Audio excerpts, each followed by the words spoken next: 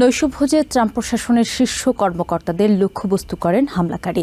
তবে president Donald Trump হামলাকারীর লক্ষ্য ছিলেন কিনা তা নিশ্চিত এখন পর্যন্ত হয়নি, জানান অ্যাক্টিং অ্যাটর্নি জেনারেল টড ব্ল্যান্স। গ্রেফতার হওয়া হামলাকারী কোল টমাস অ্যালেন লস অ্যাঞ্জেলেস থেকে শিকাগো হয়ে ওয়াশিংটনে যান বলে জানান তিনি। এ ঘটনায় তার কোনো সহযোগী ছিল কিনা সে বিষয় চলছে, তবে তিনি একাই হামলা চালান বলে ধারণা করেছেন টড ব্ল্যান্স। শনিবার রাতে ওয়াশিংটন হোটেলে হোয়াইট হাউস করেসপন্ডেন্ট ডিনারে বন্দুক হামলার ঘটনা ঘটে।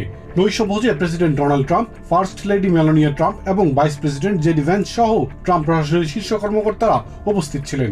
তবে তারা কেউই আহত না হলেও ট্রাম্প প্রশাসনের শীর্ষ কর্মকর্তারাই হামলাকারীর লক্ষ্য ছিল বলে জানিয়েছেন অ্যাক্টিং অ্যাটর্নি জেনারেল টড ব্ল্যান্স। রবিবার একাধিক টিভি চ্যানেলে সাক্ষাৎকারে একথা জানান তিনি।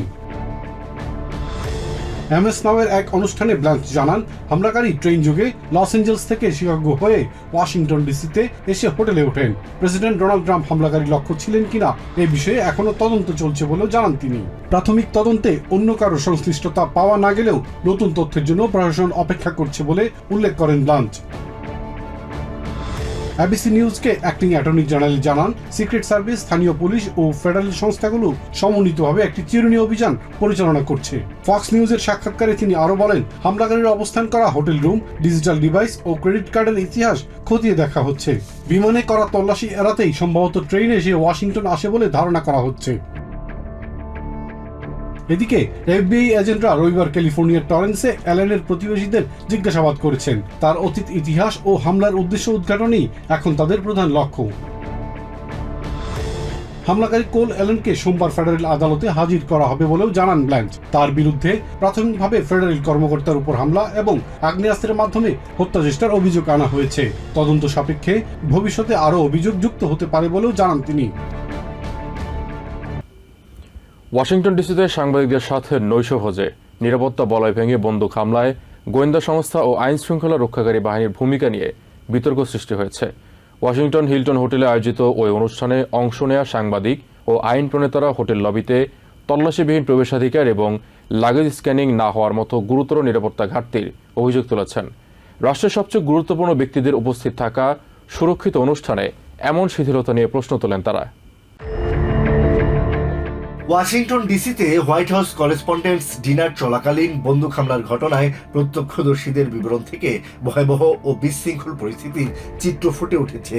ওয়াশিংটন হিলটন হোটেলে আয়োজিত ওই অনুষ্ঠানে প্রেসিডেন্ট ডোনাল্ড ট্রাম্প ও ফার্স্ট লেডি মেলানিয়া ট্রাম্প ছাড়াও ট্রাম্পের ক্যাবিনেটের 15 জন সদস্য এবং কংগ্রেসের অনেক আইন প্রণেতা উপস্থিত ছিলেন। ডেমোক্রেটিক কংগ্রেসম্যান সুহাস সুব্রামানিয়াম জানান, ঘটনার সময় তিনি এসকেলেটর দিয়ে নিচে নামতে গেলে দেখতে পান নিরাপত্তা বাহিনীর সদস্যরা চিৎকার করে সবাইকে সতর্ক করছেন। সুব্রামানিয়াম আরও জানান, গত শুক্রবার তিনি যখন হোটেলের লবি দিয়ে প্রবেশ করেছিলেন তখন সেখানে কোনো নিরাপত্তা তল্লাশি ছিল না। ডেমোক্রেটিক কংগ্রেসম্যান ন্যারেট বার্গান জানান, ডিনার চলাকালীন হঠাৎ কাচের জিনিসপত্র ভাঙার মতো শব্দ শুনতে পান তিনি এবং দ্রুতই সেখানে আতঙ্ক ছড়িয়ে পড়ে। তার এই অভিজ্ঞতাকে খুবই ভয়াবহ বলে আখ্যায়িত করেন তিনি।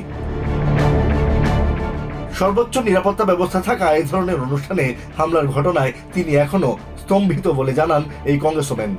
সিএনএন এর প্রবীণ সাংবাদিক উলফ ব্লিটজার জানান, তিনি বন্দুকধারীকে খুব কাছ থেকে গুলি করতে দেখেছেন। ব্লিটজার আরও উল্লেখ করেন, বন্দুকধারী মেটাল ডিটেক্টরের সুরক্ষিত এলাকার ভেতরে ছিল এবং পুলিশ তাকে প্রায় 1 মিনিটের মধ্যে কাবু করে ফেলে। দ্য ডেইলি বিস্টের এক্সিকিউটিভ এডিটর হিউ ডগার্টি হামলাকারীর পাশের রুম অর্থাৎ হিলটন হোটেলের 1035 নম্বর রুমে অবস্থান করছিলেন। ডগার্টি জানান, তিনি যখন বড় লাগেজ নিয়ে হোটেলে প্রবেশ করেন তখন কেউ তার ব্যাগ তল্লাশি করেনি। ডগার্টি উল্লেখ করেন, ঘটনার প্রায় 3 ঘন্টা পর তিনি যখন তার রুমে চার্জার নিতে যান তখন আইন শৃঙ্খলা বাহিনীর সদস্যরা তাকে বাধা দেন। এরপরই তিনি জানতে পারেন বন্দুকধারী তার পাশের রুমে ছিল। এটা তার জন্য গা শিউরে ওঠার মতো মুহূর্ত বলে জানান তিনি। সাবেক deputy press secretary Harrison fields জানান, তিনি প্রথমে একটি বিকট শব্দ শোনেন যা তাকে ওয়াশিংটন ডিসি রাস্তায় ঘটে যাওয়া চলন্ত গাড়ি থেকে বন্দুক হামলার ভয়াবহ অভিজ্ঞতার কথা মনে করিয়ে দেয়। শনিবারের রাতটিকে ভয়াবহ উল্লেখ করে হোটেলের প্রবেশ পথে কোনো নিরাপত্তা চেকপয়েন্ট না থাকায় বিস্ময় প্রকাশ করেন তিনিও। এমএস নাওয়ের সাংবাদিকরা জানান, তাদের টেবিলটি প্রবেশদ্বারের কাছে হওয়ায় তারা দ্রুত বুঝতে পেরেছিলেন এটি কোনো দুর্ঘটনা নয়, বরং গোলাগুলি। তারা উল্লেখ করেন, যে কেউ রুমের চাবি দেখিয়ে হোটেলের ভেতরে প্রবেশ করতে পারছিল, যা নিরাপত্তার জন্য বড় ঝুঁকি তৈরি করেছিল। রয়টার্সের সাংবাদিক হুমায়রা পামুক জানান, তাদের কাছে বিপদের সবচেয়ে বড় সংকেত ছিল যখন তারা দেখেন এজেন্টরা দরজা দিয়ে ভেতরে ঢুকে মঞ্চের দিকে ছুটছেন। রয়টার্সের আরেক সাংবাদিক ট্রেভর হানিকার জানান, ঘটনার পর প্রেসিডেন্ট ডোনাল্ড ট্রাম্প প্রায় 30 মিনিট মঞ্চের পেছনের রুমে ছিলেন এবং তিনি বারবার অনুষ্ঠানটি চালিয়ে যাওয়ার জেদ ধরলেও নিরাপত্তার স্বার্থে তা বাতিল করা হয়। তদন্তকারীদের হাতে আসা হামলাকারী কোল অ্যালেনের ইশতেহারে ট্রাম্প প্রশাসনের নীতি ও কর্মকাণ্ডের বিরুদ্ধে চরম ক্ষোভ উঠে এসেছে। সাংবাদিকদের সাথে নৈশভোজে হামলার আগে পরিবারের সদস্যদের কাছে লিখিত বার্তা পাঠান অ্যালেন। সিবিএস নিউজকে দেওয়া সাক্ষাৎকারে প্রেসিডেন্ট ডোনাল্ড ট্রাম্প এটিকে বিকারগ্রস্ত ব্যক্তির ঘৃণা ও উগ্র মতাদর্শের প্রতিফলন হিসেবে অভিহিত করেছেন। এ ঘটনার জন্য ডেমোক্রেটিক পার্টির বিদ্বেষমূলক বক্তব্যকে দায়ী করেছেন তিনি। একই সঙ্গে উগ্রবাদ দমনে দৃঢ়তা প্রকাশ করে স্থগিত হওয়া নৈশভোজ দ্রুত আয়োজনের ঘোষণা দিয়েছেন প্রেসিডেন্ট। হোয়াইট হাউস করেসপন্ডেন্টস ডিনারে নিরাপত্তা বলয় ভেঙে হামলা চালানোর ঠিক আগ মুহূর্তে অভিযুক্ত বন্দুকধারী 30 বছর বয়সী শিক্ষক কোল টমাস অ্যালেন তার পরিবারের সদস্যদের কাছে একটি দীর্ঘ ইমেল পাঠায়, যেটিকে তদন্তকারীরা ম্যানিফেস্টো বা ইশতেহার হিসেবে অভিহিত করছেন। প্রায় 1000 শব্দের ওই ইশতেহারে অ্যালেনের উগ্র রাজনৈতিক ও ধর্মীয় মতাদর্শের কথা উঠে এসেছে। এটিকে তার মানসিক অবস্থা ও হামলার মূল উদ্দেশ্য বোঝার প্রধান দালিলিক প্রমাণ হিসেবে বিবেচনা করছেন তদন্তকারীরা। অ্যালেন তার ইশতেহারে নিজেকে একজন ফ্রেন্ডলি ফেডারেল অ্যাসাসিন হিসেবে অভিহিত করেছে। ট্রাম্প প্রশাসনের বিভিন্ন নীতি ও কর্মকাণ্ডের বিরুদ্ধে সরাসরি তীব্র ক্ষোভ প্রকাশ করেছে সে। বিশেষ করে প্রশান্ত মহাসাগরে মাদক চোরাচালান দমনের নামে $1 ট্রিলিয়ন মূল্যের নৌযানগুলোতে আমেরিকার সামরিক হামলার মতো সুনির্দিষ্ট পদক্ষেপের প্রতি চরম বিরক্তি প্রকাশ করেছিলেন। তদন্তকারীদের মতে এই বার্তাটি স্পষ্ট করে প্রেসিডেন্ট ডোনাল্ড ট্রাম্প সহ প্রশাসনের উচ্চপদস্থ কর্মকর্তারাই ছিলেন তার মূল লক্ষ্য। রবিবার সিবিএস নিউজকে দেওয়া সাক্ষাৎকারে প্রেসিডেন্ট ট্রাম্প জানান, তিনি হামলাকারীর লেখা ইশতেহার পড়েছেন। হামলাকারী কোল অ্যালেনকে অসুস্থ এবং মানসিকভাবে বিকারগ্রস্ত ব্যক্তি হিসেবে অভিহিত করেন তিনি। ট্রাম্প আরও উল্লেখ করেন, অ্যালেন দীর্ঘ সময় ধরে ঘৃণা পোষণ করে আসছে এবং তার পরিবারের সদস্যরাও তার এই উগ্র মানসিক পরিবর্তন নিয়ে উদ্বিগ্ন। প্রেসিডেন্ট দাবি করেন, তিনি হামলার লক্ষ্যবস্তু ছিলেন কিনা এ বিষয়ে নিশ্চিত না হলেও নিজের জীবন নিয়ে উদ্বিগ্ন ছিলেন না। ট্রাম্প জানান, গুলির শব্দকে প্রথমে তিনি ট্রে পড়ার শব্দ ভেবেছিলেন।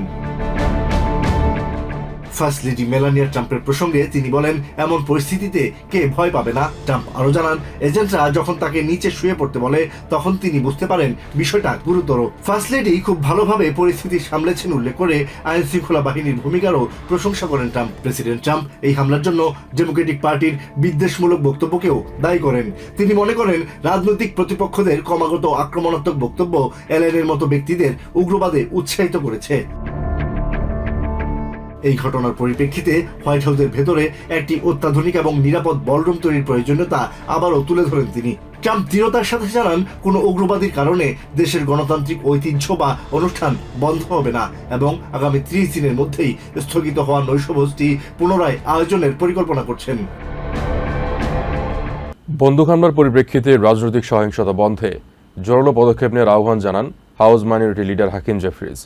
রবিবার ফক্স নিউজকে দেয়া এক সাক্ষাৎকারে তিনি বলেন, মতপার্থক্য থাকলেও সহিংসতা কখনোই সমাধান হতে পারে না। সিক্রেট সার্ভিস সহ হোমল্যান্ড সিকিউরিটি ডিপার্টমেন্টের সব কর্মীর বেতন নিশ্চিত করতে অবিলম্বে দ্বিদলীয় বিল পাশেরও তাগিদ দেন তিনি। সিবিএস নিউজকে দেয়া সাক্ষাৎকারে বন্দুক সহিংসতাকে জাতীয় পর্যায়ের সমস্যা হিসেবে সমাধানের আহ্বান জানান ডেমোক্রেট জেমি রাস্কিন।